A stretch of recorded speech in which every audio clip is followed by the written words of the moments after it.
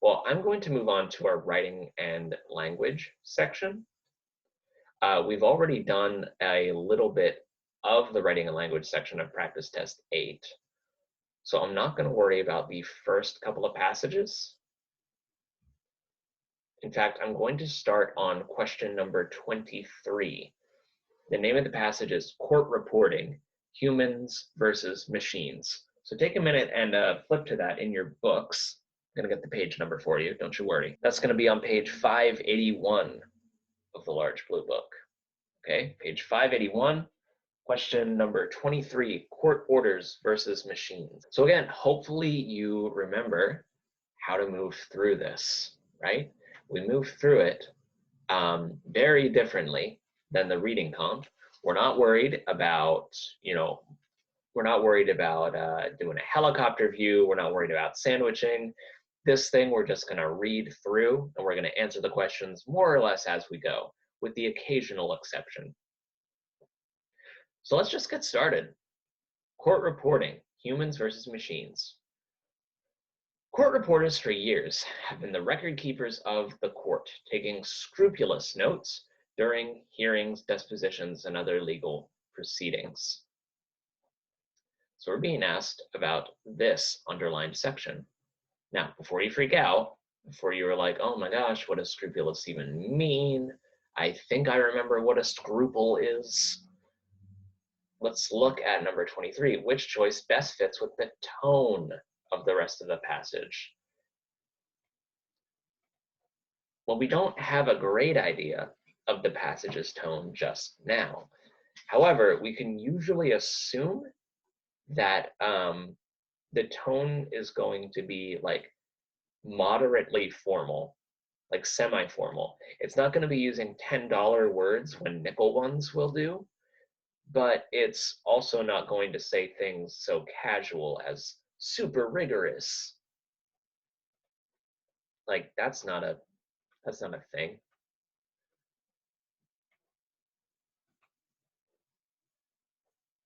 And if we keep reading this passage, you'll see that that tone continues. Despite the increasing use of digital recording technologies, court reporters still play a vital role in courtrooms. So it's readable, right? It's not like a super difficult to read, super heady, jargon-filled passage, but scrupulous might be appropriate here. Intense notes, well, that's just a little bit too casual. And it's also like, what does it mean to take intense notes? Does it mean that you take a lot of notes? Does it mean that you press your pencil down really hard when you take the notes? Like it could be intense in a lot of ways. Scrupulous means that you're not missing anything. Spot on, again, is just a little too casual.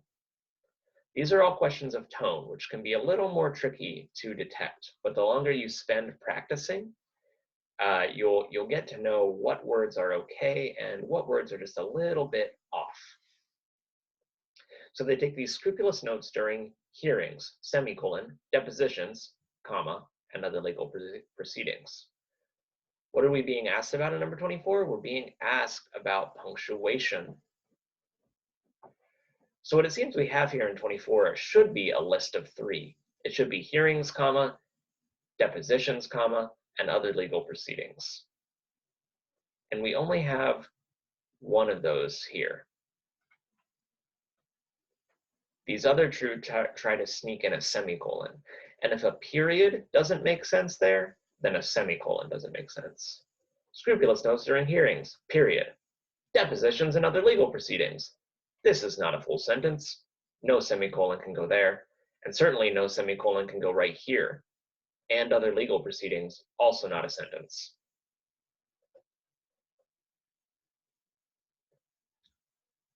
Okay, let's read the sentence that comes after.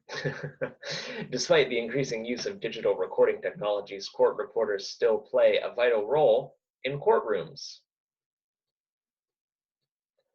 At this point, the writer is considering adding the following graph. Well, let's read the whole paragraph to see if it fits in the context. Although machines can easily make digital audio recordings of court events, They lack the nuance of human court reporters in providing a precise record. Okay, so we're moving here from the idea that, despite the fact that digital recording is becoming a thing, human court reporters are still working in the courts. And we're talking about it here too. There's a lot of machines here, but we're still using human court reporters. So does this graph have to do with machines versus humans? Salary comparison, court reporters versus other occupations. What? No, this is comparing human jobs to other human jobs. This isn't comparing human court reporters to digital recording. So should the writer make this addition? Let's cross out the yeses right away, because that graph is just like a slap in the face in the middle of our idea. C says no, because it presents information that is not directly related to the paragraph's discussion of the role of court reporters. Yeah, that seems to be the right answer. No, because it does not provide information about the pay scale for more experience. We don't care about the pay scale. We're not talking about what they're getting paid. We care about humans versus machines, the role of court reporters. Get out of here, graph. Okay, now you see these brackets are starting to appear. So you know we're going to be asked a question about sentence order, possibly inserting a new sentence into this paragraph, possibly deleting a sentence from this paragraph. Let's just flag these so they don't trip us up later. Although again, we probably won't be asked a question about them, until the very end. Court reporters record the spoken word in real time, most commonly using the technique of stenography. Do you not know what that means? It doesn't matter. We're just checking it for grammar and for tone and for editing. A stenotype machine allows a person to type about 200 words per minute. The speed of speech is about 180 words per minute. The typed words are instantaneously translated onto a computer screen for the judge to view, and the transcript is used later by people who want to review the case, such as journalists and lawyers. Digital audio recording is becoming increasingly popular in courtrooms across the United States, with 6 states using solely audio recordings for general jurisdiction sessions. Proponents of going digital say that technology is the easiest way to get the most accurate record of the proceedings, as the machine records everything faithfully as it occurs and is not subject to human errors such as mishearing or mistyping. Okay, subject to. What are we being asked about here? Should we say subjected to, subjected from, or subject for? Well, subjected from and subject for, those aren't really phrases that occur very often in the English language. Now, if you're subject to something, that means you're prone to it. You tend to do it, right? If you're subjected to something, that means that something is forcibly happening to you. Okay, like I was subjected to read this book, or I was subjected to much verbal abuse, if we want to go that way.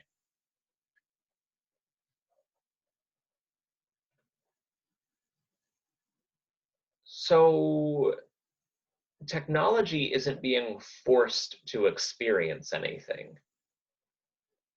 We're talking about how it's not prone to do the things, to make the mistakes that humans make. So I will say A, no change. However, with the rise of high-quality recording technology, reliance on court reporters as a record keeper is decreasing. What are we being asked about for number 27?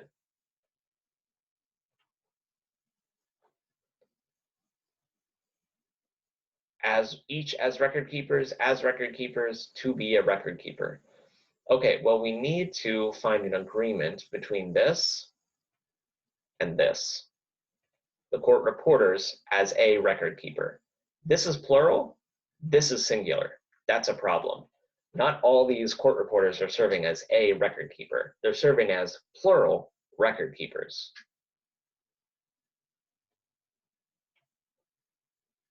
That's why I like C.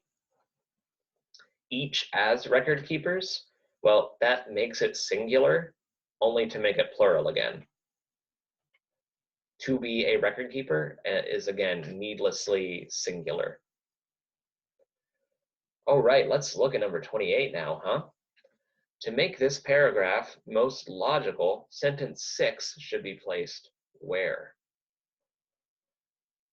Okay, so sentence 6 starts with the old reliable transition, however. With the rise of high-quality recording technology, reliance on court reporters as a record keeper is decreasing.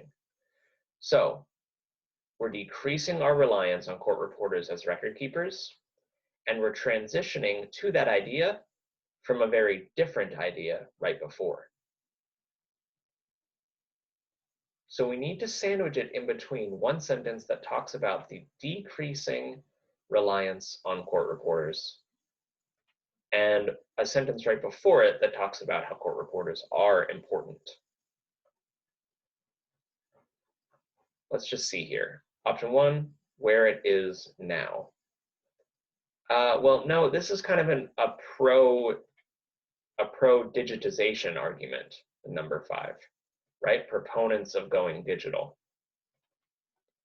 So we're not transitioning from a different idea, we would be continuing it. So I don't like A. After sentence 1, let's see.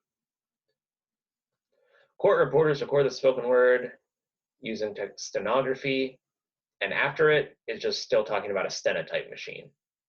Well, that's a stenotype machine that, that the court reporter is using. It's not a new recording technology. So I don't like B. C, after sentence 3. The typed words are instantaneously translated. The transcript is used for people who want to view it later. Okay, so we're talking about the important role of court reporters over here. Do we transition to technology directly afterwards? Yes, we do. Digital audio recording. Boom. That's our answer right there.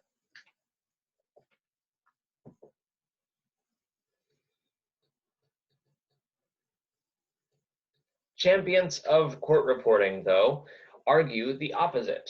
They argue that with the increased reliance on technology, errors actually increase.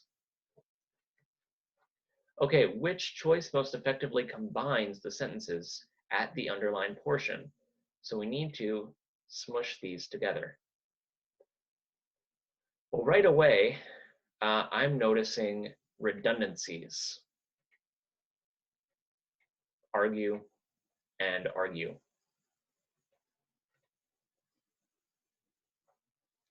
And champions of court reporting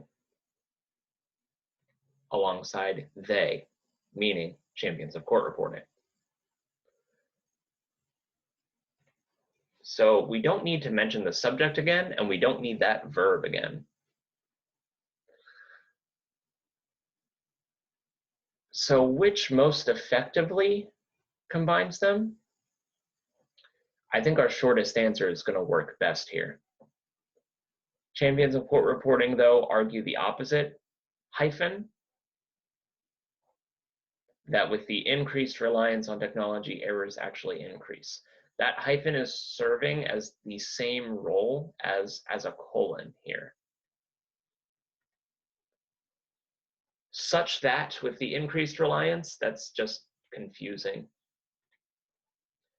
Opposite, comma, which is that with the increased reliance. Again, grammatically correct, but if we can use fewer words, we want the most effective combination.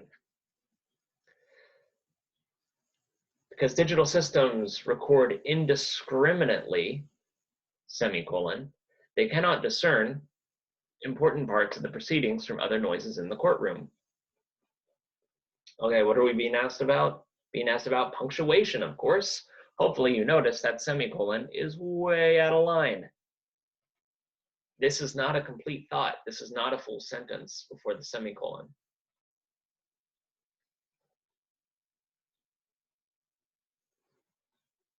So we don't want no change, and we don't want this other full stop, because digital systems record indiscriminately, comma. Yes, that's an introductory phrase, which then moves us into our main idea. Let's look at 31. Despite this, a digital device does indeed record everything, but that includes loud noises, such as book dropping, that can make the actual words spoken impossible to hear. They cannot determine, okay, so are we transitioning, right? We're being given a choice between different transition words. Are we transitioning from a different idea, or are we continuing a very similar idea? Well, one thing I can cancel out right away is therefore and consequently, because those are two cause and effect transitions. If they serve the same purpose, we wouldn't be getting both of them. Despite this, well, no, that doesn't really, we're talking about the same idea here, right? We're talking about the idea that these recordings have flaws, and this just goes on to explain those flaws in other words. So the transition we want is in other words. A court reporter, however, can distinguish between the words and distinguish between the extrinsic noises that need not be recorded. Notice that repetition, the distinguish between and distinguish between. We don't need all that fat. We can cut it. Lo and behold, we do have an option that provides that. Distinguish between the words and the extrinsic noises. Also, if a witness mumbles, a human court reporter can pause court proceedings to ask the witness to repeat what he or she said. In some cases, digital recording makes it necessary for the judge to make additional announcements at the beginning of a trial. Which choice provides the best supporting example for the main idea of the paragraph? Well, the main idea seems to be the shortcomings of this technology. Yeah, the judge making additional announcements doesn't really fit. Like, I guess that's a shortcoming, but it's not, it doesn't get in the way of understanding what's going on.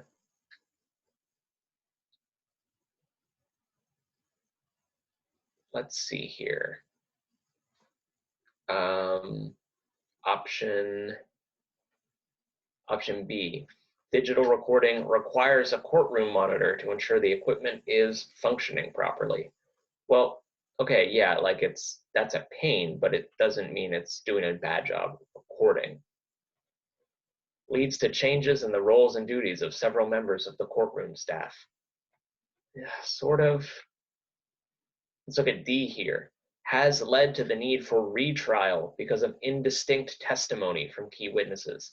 Yeah, in other words, it did a bad job recording, so they had to have the whole trial all over again. Boom.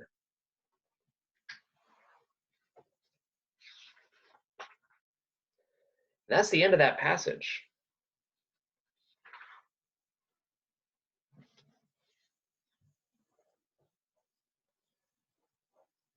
Now, I think we can at least start on this next one.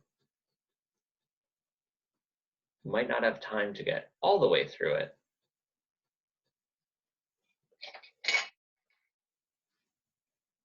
But it's the same basic principles, right? We're always looking for the same stuff, regardless of the type of passage. And you saw how important tone was there. Hopefully you'll see that that same idea communicated in this one, which is much more of a scientific passage rather than a social one. So this one's just called Fire in Space. Sounds like a great album title, but not sure what they're gonna get at. On Earth, fire provides light, heat, and comfort. Its creation, by a process called combustion, requires a chemical reaction between a fuel source and oxygen. The shape that fire assumes on Earth is a result of gravitational influence and the movement of molecules. Are you sick about talking about gravity and molecules after that salt stretching passage? Maybe, but you're not going to be required to understand nearly as much in this one. In the microgravity environment of space, yeah, we're really in the nano world today. Moreover, combustion and the resulting fire behave in fundamentally different ways than they do on Earth. Differences that have important implications for researchers. Okay, well, moreover, as a transition, is continuing an idea. But it seems we're actually moving from one idea to the next, right? We're talking about the shape of fire on Earth. This one is talking about fire in space.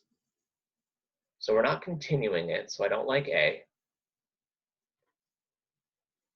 I think we need to go with B, the one that provides a sort of switch around, right?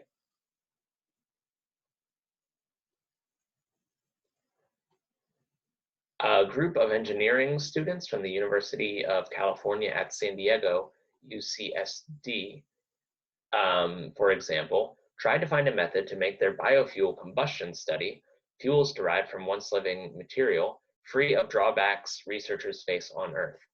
This one's a little more complicated, okay? We're being allowed here to switch around the orders of words. Now pay attention, because this doesn't come up often, and it can be a hard thing to understand because it's not really a grammatical error, it's an issue of clarity. Because right here, we're being given a definition. And we want our definition right next to the word we're defining. What are we defining? Fuels derived from once living material. Seems like we're defining biofuel, right? Biological materials turned into fuels. Makes sense? Only one of them, however, ends with that word. We want to bring the word and the definition as close together as we can. In the same way that we want to have as clear a line between subject and verb as we can get. It's all about clarity. None of these are grammatically wrong. So they're combusting biofuels free of the drawbacks researchers face on Earth. The standard method involves burning droplets of fuel, but Earth's gravitational influence causes the droplets to lose spherical symmetry while burning.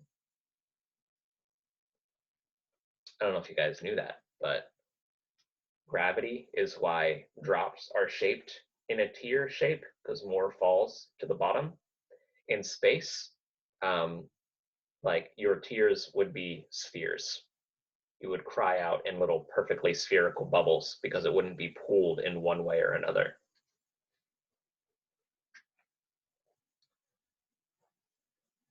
But let's see how they describe that neat effect. This deformation, right, that switching of shape, results in subtle variations in density that both causes uneven heat flow and limits the size of droplets that can be tested. Which choice, other than deformation, possibly, provides the most precise description of the phenomenon depicted in the previous sentence? Okay, so we're talking about a lack of spherical symmetry. I don't think that means it's deformed.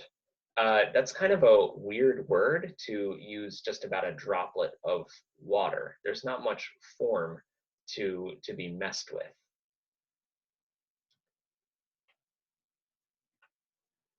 Transformation also seems a little bit extreme. It's still, well, sorry, it's not water we're talking about, it's fuel. Yeah, the fuel isn't transforming into anything else.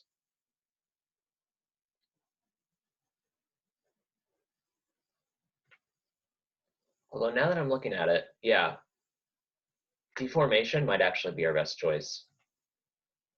Because alteration, like that sort of speaks to a will behind it. Like I went in and I'm like, ooh, let's tweak that drop of fuel.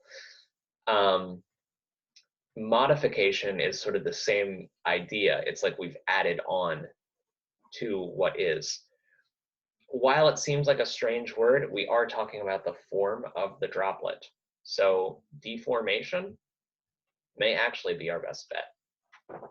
Okay, so thanks for watching, and please remember to contact us at info@embracetutoring.com to set up any personalized private tutoring sessions you would like.